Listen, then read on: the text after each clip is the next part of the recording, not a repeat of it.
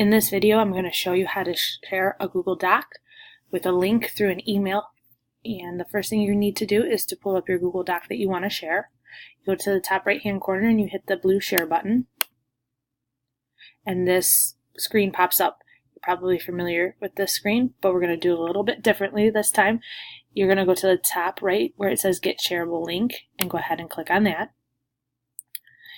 After you click on the Get Shareable Link, the first thing you're going to do is go to the drop-down menu next to where it says Copy Link, and you're going to make sure that you choose Anyone at Brunswick City School District can edit with this link.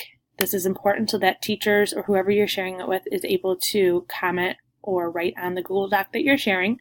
You're going to go ahead and hit Copy Link and then Done. The next thing you're going to do is go and open up your school email and create a new email to send this link to your teachers or whomever else you're sharing it with. You're going to hit Compose, type in the email addresses of whoever you would like to share this Google Doc with. In the subject line, I would go ahead and put the name of the doc that you're sharing, so this week of November 12th. Then you go ahead and click into the email, and you're going to either right click or double click and hit paste, and it will go ahead and paste that link in there to your Google Doc.